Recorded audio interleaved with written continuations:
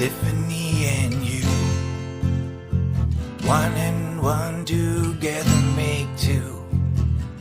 All the stories that are true. Tiffany and you.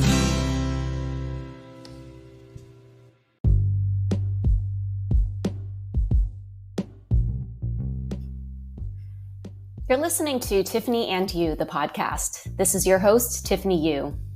On this episode, I'm joined by Nicole Cardoza, who's an entrepreneur focused on making wellness accessible for all.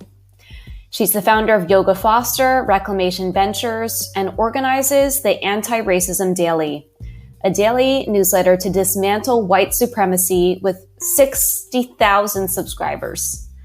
Nicole is someone I've come to admire as a leader, and I spoke with her about how a cover shoot with Yoga Journal magazine forced her to confront racism within the wellness industry and take action to create Reclamation Ventures and the Anti-Racism Daily newsletter.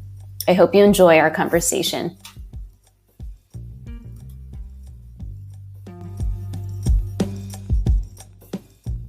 Hi, everyone. You're listening to this episode of Tiffany and You. This is your host, Tiffany Yu. Today, I'm joined by Nicole Cardoza. She's the founder of Yoga Foster, Reclamation Ventures, and also a daily email newsletter called the Anti-Racism Daily. Hi, Nicole. Hi. Thanks so much for having me. Of course. Nicole and I met through the Summit Fellows program. We were both fellows in 2018, was it? I think that's when we started, end of 2018. 2018, Summit had started this program to try and encourage more people working in the social impact space to connect with their incredible community. And since then, Nicole and I have been able to hang out in Los Angeles at Summit LA and then in Utah as well. Yep. Mm-hmm.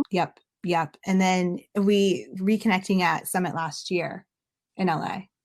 Yeah. I remember you came in late. I feel like I'm always late. And then we caught up in February of this year. You were passing through San Francisco very briefly. Now, here we are. I'm in San Francisco. Where are you right now?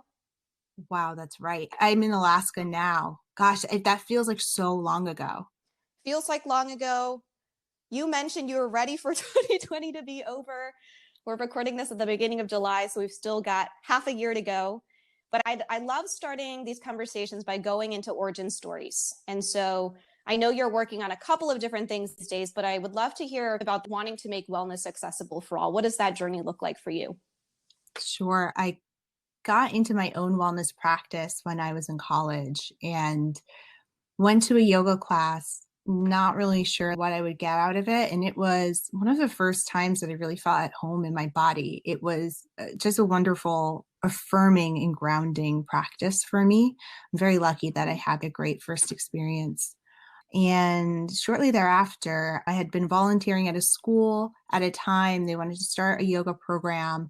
So I helped them organize that and bring in volunteers and whatnot, and saw the impact that the practice can have with students. And the yoga studio that I went to wasn't far from the school that I was working on at the time, but the practice looked entirely different. And I started to pay attention to like, what does yoga look like in New York City? And why does it look so different than what it feels like in this classroom, where it's just kids coming together and volunteers coming together and exploring breath and body and movement. Whereas it feels like this exclusive little club outside. And that question, it just is what I do. I just keep asking myself that question all the time. Is what does it look like if wellness was something that was actually built for all of us? Because I do feel like now with the experience I've had building organizations in the wellness industry, that the wellness industry is more likely to make us sick than it is to make us well. You talked about feeling really grounded and at home in your body. I just love that idea. But if you come back to just knowing that it's within you, it's within your body, I think that's really beautiful. And then there are so many things that inspire me about you and your leadership, but you really got me thinking about what wellness looks like by being exposed to your work over the past couple of years and learning more about the accessible yoga movement. It made me start to really think about what does disability and wellness look like. And the fact that we can all access that space. Right. And everybody should deserve to be seen and celebrated in that space as well. It's just such a negative. I think so much of this industry has been built around the idea of what a well body looks like, what a healthy body looks like, not just the wellness industry, but health overall. And gosh, that framework of what a healthy body looks like has left out so many people from the conversation, that alone, and has really shaped what touch points, what access points people have to this practice. And I want to name too that it's easy to get mixed up in this, but there's a wellness industry and then there's a wellness practice. And we've been taught that they're the same, right? Because that's how you are encouraged to buy things and take subscriptions and follow people. We feel like we have to contribute to the industry in order to receive the benefits of the practice. So I just need to name that too as we talk about it. There is a space for all of us in the practice, even if we don't see it in the industry. So would you say that you are playing both in the industry and the practice? I am. Most of my work is around redistributing capital or redistributing assets in the industry. So I started a nonprofit, which was a philanthropic model that takes a lot of funding from corporate partners and redistributes that to make wellness more accessible in schools. And I just started a venture fund that does the same thing. It takes in money from investors, from LPs, and redistributes it to people that are truly changing the industry through more diverse practices. Yeah, I do want to get into that. The story of how this venture fund came about is really important. So I wanted to chat about what happened in 2019, only a year ago. You had this really incredible opportunity to be featured on the cover of Yoga Journal, which is the top yoga magazine in the country. I'd love for our listeners to hear about what happened, which then led you to start Reclamation Ventures. Sure. Yes. I knew I wanted to start the fund for a while before this happened. And I'd been thinking about it and planning for it, but I was really wrapped up full time with my nonprofit. And through my nonprofit, got the opportunity to be featured in Yoga Journal magazine, and then got asked to be on the cover of the magazine, which I was super flattered by because it's a great way for my work to be seen and celebrated. And the whole magazine issue was around the idea of transformation, and that's what I stand for in this work. So I flew to Denver, I shot the cover, did a whole bunch of different shoots. We shot like 3 variations of what the cover could be, just so. Because you never know what you want at the end, right? Or what's going to look good. And then a couple weeks later, the company had posted a survey on their social media and emailed it out to people, asking their community to vote whether I should be on the cover or somebody else. And they had a picture of me side by side with an incredible teacher named Catherine Budig, who happens to be white and blonde, and had our pictures up side by side. There was no name, right?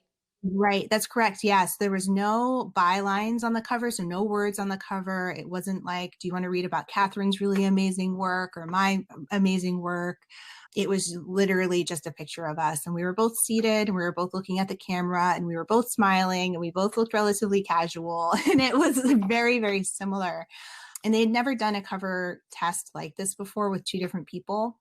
They've asked their community to vote whether you'd want one picture or another, but they would be of the same person, right? So I shot 3 covers. They could have easily had 2 pictures of me from 2 different parts of the shoot, but they chose not to. And they sent me an email and told me that they did that because they were afraid that my cover wouldn't sell, which is very indicative of how they felt. So they've also created a lot of harm against people of color on their covers in the past. This is not new for them. And so they made it really clear. And I told them my response, right? Not just how harmful that is and how disrespectful that is to me, but how indicative that is in this industry, that major media companies or major brands have so much power to decide what wellness looks like and use that power in a way that is violent against people of color and perpetuates the same stereotypes that all of us that are in this work are looking to change. So the irony is it was supposed to be a transformation issue and they were actually doing the opposite. So I sent them a note and they didn't respond, which really angered me. And so I shared it. I shared it publicly on social media because I know there's so many people that have had something like this happen to them, including myself. It might not be as blatant as the survey or the story or how disrespectful Yoga Journal was. But there's been so many instances where we've been told that we don't belong and that we're not good enough to be here. Yeah. Right. And I want to read something from your original post. You wrote, "What are they asking the community to choose between? I don't have the answers, but I know how this made me feel. I know how this comparison has made me feel for my entire life." Yeah. Yeah. So all of a sudden, so you shared this on social media, people are sharing this. I remember you came into our Summit Fellows WhatsApp group and you said, "Hey, I'm noticing that my social media is really growing exponentially. What do I do?" Right. So the reason why I want to ask you about this is because I think it's easy for many of us who hold multiple oppressed identities to just go into victim mode or to just move into inaction because it's just like, oh, this is happening again. And you took action so swiftly. Oof. I'm thinking about how hard that was. I remember posting it and then putting my phone down and making pancakes because I was really stressed and I needed to do something. And then I picked my phone back up and I saw how quickly it was growing. So I opened wine and it was morning, but I had to have a glass of wine. It wasn't easy.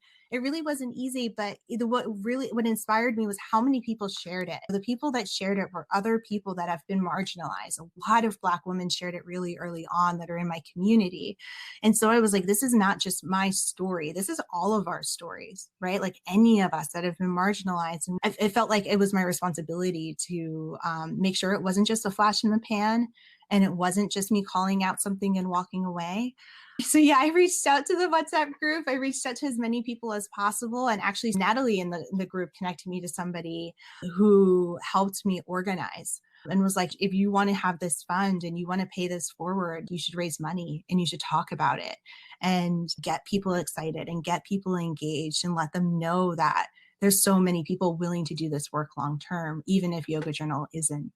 So that's what I did. I decided to raise money. I would give away grants of $5,000 to awesome entrepreneurs and put together the branding for RV and ultimately got Yoga Journal, in addition to apologizing and committing to a bunch of shit that they never did. The one thing they did do was give me all of the proceeds of that magazine. They put me on the cover and then gave me all of the profits of that magazine to reinvest back into the community.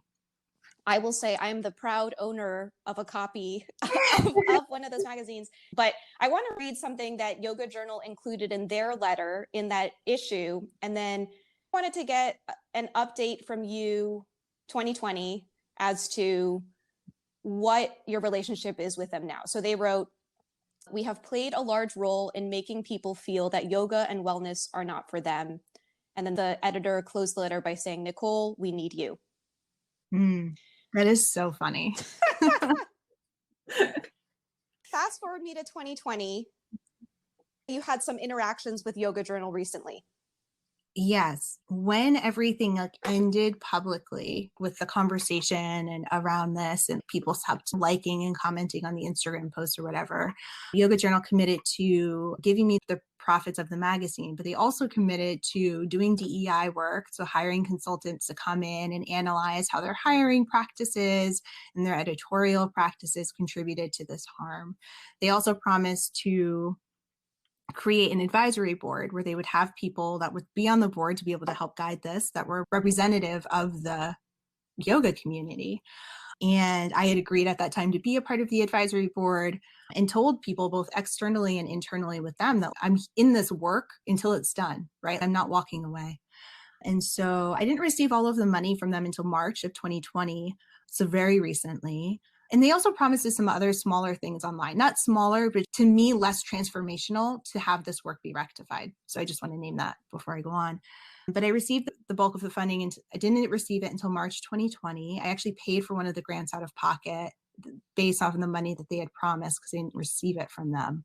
And then they consistently were very coy on whether or not they were doing this work when I would follow up with them over the course of the year. There's many times I sent them an email where they just simply didn't respond.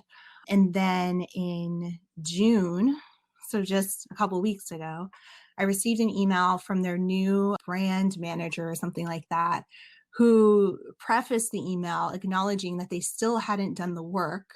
This is a year later, but then asking if they could use my image in an email that they were going to share for some type of solidarity with Black lives. And they needed my response by end of business day. And again, another year has gone by and the same type of harm is perpetuating. Like, you once again want to use my image in a way that is highly disrespectful for me and not representative of this community.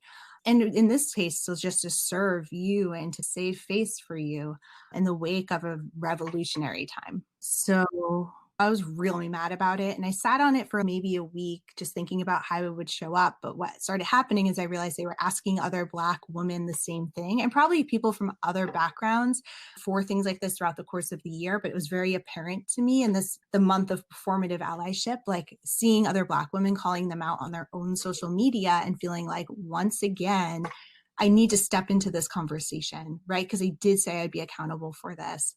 And so call them out again 2 weeks ago. Yeah. And is any response still to be determined? They have not responded to me since I've both emailed them and posted what I posted on social media.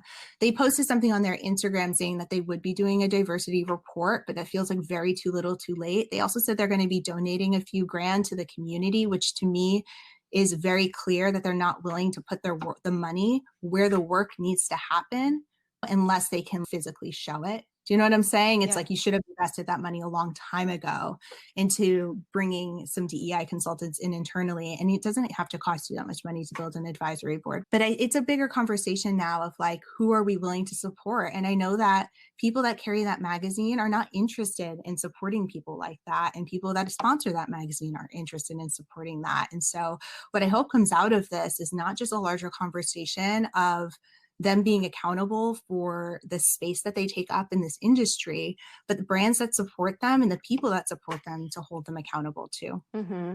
Yeah, I want to come back to this conversation on performative allyship, all amidst a recession and a pandemic and probably a lot of other things to come. So let's take a quick break here. And then when we come back, we will continue chatting with Nicole.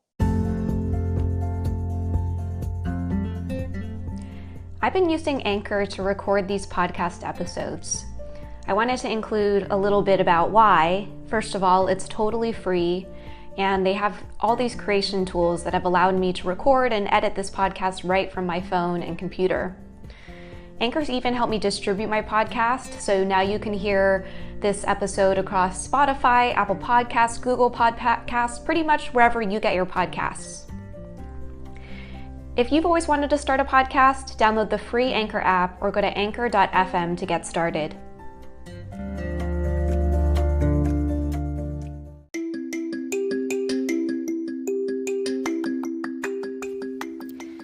Voting isn't just going to the polls on election day anymore. Options like early voting, mail-in voting, and ballot drop boxes are available to more voters and are growing in popularity. How to Vote, a tool created by Democracy Works, breaks down the options your state offers for casting a ballot, empowering you to decide when and where to vote. How to Vote is easy to use and helps folks from all over the country overcome many of the process barriers to voting. Democracy Works is committed to helping you vote no matter what. Their tool, How to Vote, does just that. For example, you can sign up for election reminders, see what's on your ballot, get step-by-step assistance requesting your mail ballot, explore your options for returning your voted mail ballot, check your voter registration status, find your polling site, and make sure you have appropriate ID. Decide when and where you'll vote this year at howto.vote. And we're back from the break. This is Tiffany here, and you're listening to this episode of Tiffany and You with Nicole Cardoza. Hi, Nicole. Hi. Before the break, we were chatting about Nicole's wellness journey, both into the industry and into her own practice, and controversy over being on the cover of Yoga Journal and some of the things they have or haven't done since then. So as we're recording this, we are a little over 3 months into the COVID-19 pandemic. One of the other things that has really impressed me about Nicole's leadership has been how she has pivoted all of her different ventures to adapt to the pandemic. So Nicole, want to bring you back in as a leader of Yoga Foster. You were really transparent around what was happening with the organization. Yeah, I felt like I had to, because especially in wellness, we have a health pandemic happening, and I run wellness companies. And I think it's important to be clear on how the impact of this impacts the health disparities and exacerbates the health disparities that are already existing. Yoga Fosters is a nonprofit. I mentioned that we redistribute resources from the wellness community. We make most of our funding off of working with yoga studios and yoga brands that host fundraisers for us. Most of those fundraisers are in person. And so knowing that business model had been completely disrupted, first and foremost, it was important to name. And then two, we work in schools. And as we know, kids stopped going to school and they started to learn remote at home. And there's so much stress and anxiety generally with what's happening right now, compounded with the fact that a lot of kids don't have parents at home that are available to help them learn remote learning. A lot of our students don't have access to the internet or extra devices to be learning on all day, or both. This health pandemic really reshaped what it meant to be working in this space. And so I just wanted to turn things inside out. And we just started, for the first few weeks, to started sharing week by week what was happening with us and how we were pivoting and what we were looking at. We lost about 90% of our revenue forecasted for the year. We had to lay somebody off. We had to apply for everything under the sun. And I think those things are compounded we're only a few years old. I'm a Black female founder, and it's already difficult to be able to navigate those spaces. There's so few nonprofits run by Black women. All of that, I think, is important to name because that's a part of this work. Yeah, the transparency is really important too, because I feel like people only see the accolades, like Forbes 30 under 30, Summit Impact Fellow, 60,000 subscribers of this anti-racism daily. Yeah. But there is a work. There is a work that happens behind the scenes. But you also transitioned Reclamation Ventures to create an emergency fund. Tell me a little bit more about the RV emergency fund.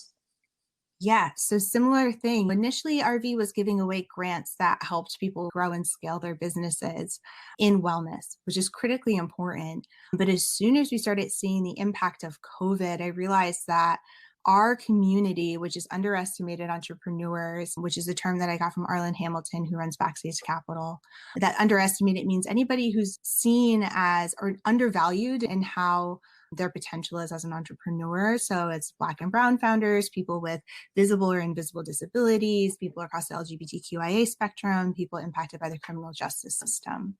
We know that those communities are the most likely to be impacted by COVID, right? A lot of our brick and mortar yoga studios that are run by people of color don't have as much runway as other ones that are funded by private equity firms, for example. And so we shifted to say, instead of us trying to do more grants and strategic investments, which we are going to start this year, why don't we just give money to these people, just direct cash? To help. At the first round we raised about $150,000 to give away grants up to $2,500 per person, just to cover a month of lost revenue. And then we just launched a second round that we're doing because that's what the community needs right now. And again, it's like how we do this work and why we do this work is just as important, if not more important, than what we do. And so if what it means to be well has fundamentally shifted in America in 2020, so does the work.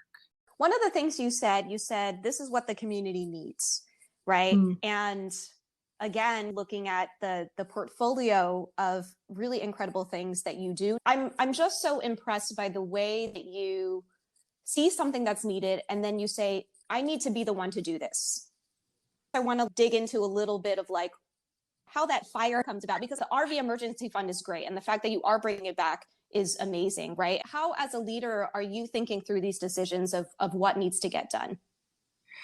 It's a really good question. Thank you for the inquiry on that. There's so many things that I see that I think need to get done, and 99.9% I know that I can. You know what I mean? Like, there's so many things I don't know how to fix. I think about climate change, global warming all the time on this. Like, oh my gosh, there's probably so many better ways to be thinking about harnessing energy or creating recycling programs. But like, I know I don't know. I don't know anything else than identifying the problem.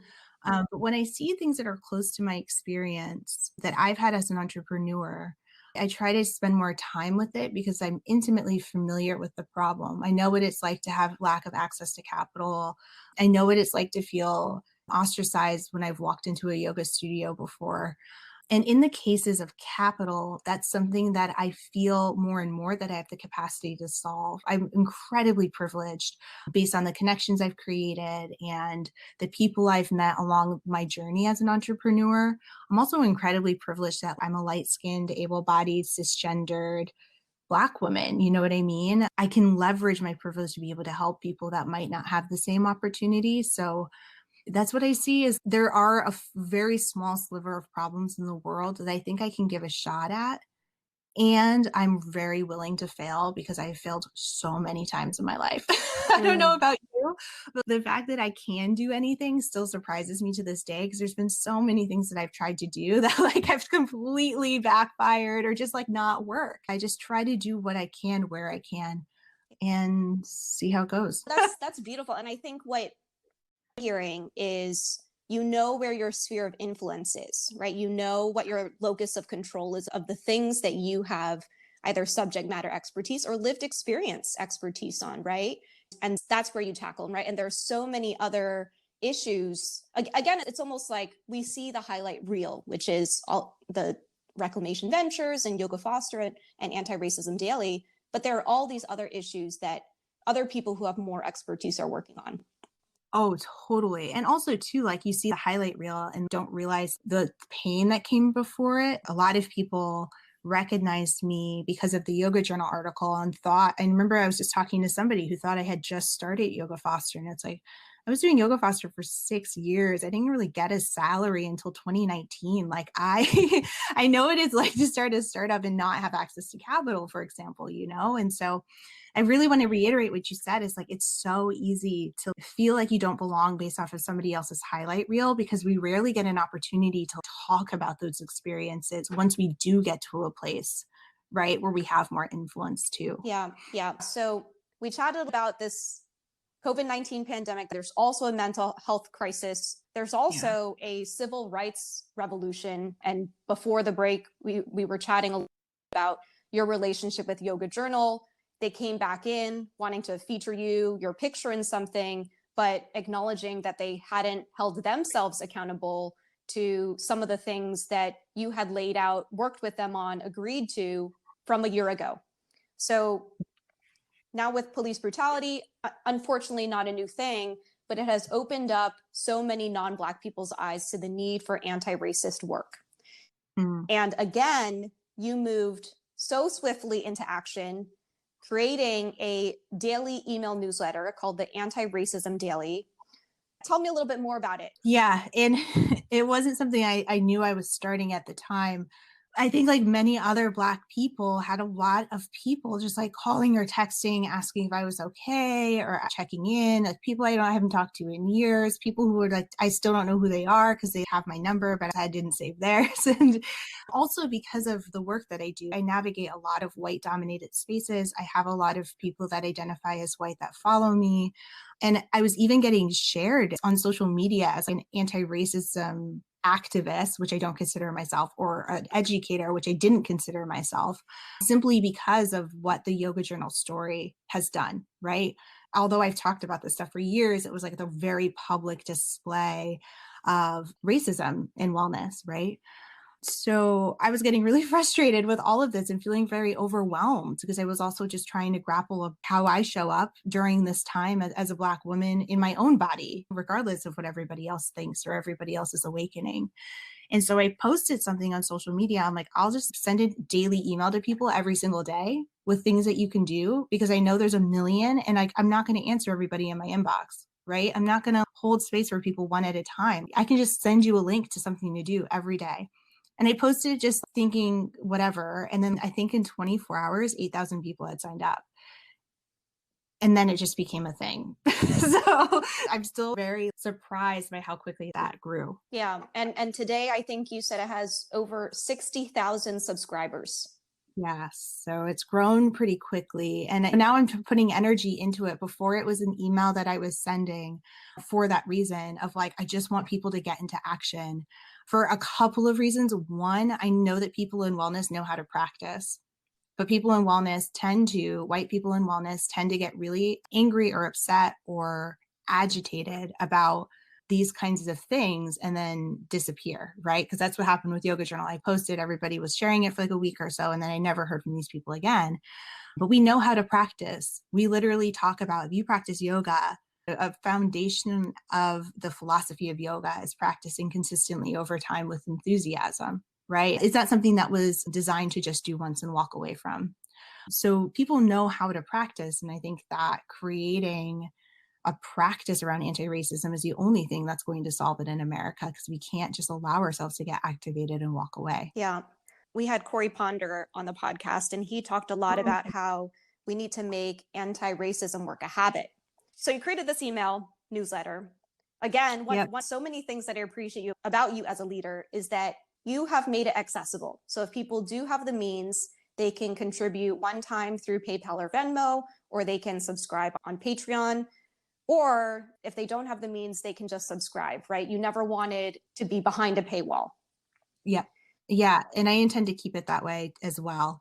And people that are supporting have made it sustainable for us to hire an editor. And because I've been writing them quickly and there's been typos and things like that, but I'm bringing on another writer onto the team and paying guest editors and paying scholars, actual anti-racism scholars who are contributing to this work. And so I'm inspired by what it can turn into. I didn't think that when I said I would send out a daily email, it would turn into something with its own URL and its own staff. And so I'm grateful that so many people are committed to doing this work, because it's the only way that it changes. We need everybody to be doing this work. And I don't care if you sign up for my newsletter or not, but commit to doing this work every day. Usually what we do is we take what's happening in the news and we provide the historical context that in America was often stripped of our history books, and we weren't even provided in formal education. But if you're not paying attention, you might not learn either. And so I want people to be paying attention to the news. I want people to understand the depth of the harm that's happening in communities of color, to Black people in particular, because that's where we are right now, and take action every day, whether it's showing up at the polls or signing petitions or being more mindful of the language that they use, and a million other things too. One of the things I've been reflecting on, and you alluded to this, is how much content are we consuming that has a non-Black gaze? How much content are we consuming that also comes from a male gaze, right? Or a white male dominated gaze? And that's something to keep in mind as well. And at least for me, having Anti-Racism Daily newsletter coming in my inbox every day is a reminder, oh, have you taken an action today? Or, oh, is there something within this space or something you want to read or a conversation you want to have that you haven't had yet? Yep. Absolutely. And there's an able-bodied gaze too. And what I've learned so much about your work is how consistently you push that, and all of the work that you're doing in SF too. And I also think that we're missing the intersectionality of all of this as well, right? Like there's just so many layers to how systemic oppression is perpetuated. Yeah. And this is what is complex about intersectionality. I want to close with two questions. I want to start with, now that the newsletter has been out for about a month, are you finding that there are specific themes or content that are really resonating with your readers? Yes, there's definitely a lot of energy around the conversations around politics, from voter suppression. Voter suppression was a big one in talking about what happened at the Kentucky primaries, but more importantly, how voter suppression has been historically used to mute people, all different types of marginalized people. And we looked at it from a lens of Black people. And then calling out Trump. I called out Trump and the racist things that he says and named him as a racist and emphasized how important it is for us to be watching the violence and the terror that he incites and how necessary it is for us to remember that when we go to the polls and simply don't vote for him. So I think that's something that is resonating. And I think that's something that's rising in society. We are seeing more than ever over the past couple of months how critical leadership is during turbulent times. And I think many people would agree that Trump hasn't been handling it well, to put it lightly. So that's something that's really resonating. And then interpersonal racism. So how can we show up better to supporting our neighbors and our friends, from asking people if they're okay, to apologizing, to having conversations with the racist people in our families. That has resonated too. Yeah. Racism is a whole system, right, that has these different levers from interpersonal to institutional at the top. I work in the disability space. How can we tackle racism within our own community, right? So I think all of us have something that we can do. Yes. And what people have been emailing me is that they've realized that they can do stuff that they didn't even realize was possible. Like somebody wrote me that they had written a letter to their local officials to remove a Confederate statue, and they did. Right? Realizing that, like, how often are we walking through life feeling like we don't have the power to change what we see? And this is the time, more than any other time. I mean, the best time to have done this is yesterday. The second best time to do it is now. To take the opportunity to change and fix what is broken in your sphere of influence, or what has been designed to work from a place of inequity that needs to be redone. Beautiful. So I know you have done a lot of things that we have all benefited from, whether it's from Yoga Foster, Reclamation Ventures, the Anti-Racism Daily. What are you learning through all of this? I feel more and more empowered to create change. It's taken me a long time to find my voice, and I've done so much unlearning around whether or not I belong as an entrepreneur and just in spaces and as a Black woman. And so I'm grateful for all of the work I've done over the past few years has helped me find my voice and practice it and use it, both literally and figuratively. And I'm also learning from the Anti-Racism Daily in particular, I'm also learning a lot that I didn't learn. So there's a lot of factual things that I'm learning. I don't think I would have spent a few hours researching the deep history of voter suppression in the way that I am to consolidate it concisely in an email. So those are the two things, some tactical facts, but also very excited about who I am becoming. If people want to follow you or support your work, what's the best way to do that? I live digitally on Instagram, so you can follow me there at Nicole A. Cardoza, or go to my website at NicoleACardoza.com to find more about the projects I have. Awesome. And what are you doing for your mental health? Taking walks in nature. I am currently in a little cabin in Alaska and just overwhelmed by the beauty of nature here. So being outside. Yeah, I loved having you on the show, Nicole. I have been reflecting on this podcast, and one of the many things that I love about being able to do it is to reconnect with you in this way, but then for other people to get to learn more about your work. Oh, thank you. Thank you for having me here, and also thank you for holding this space.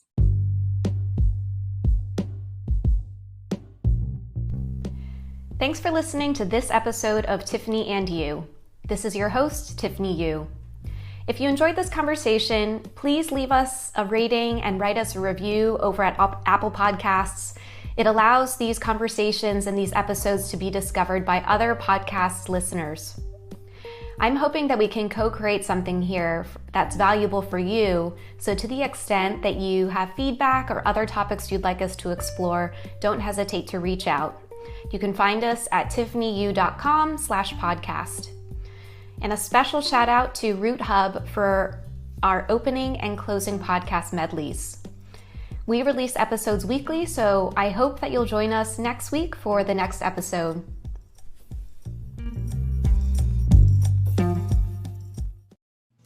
Tiffany and you.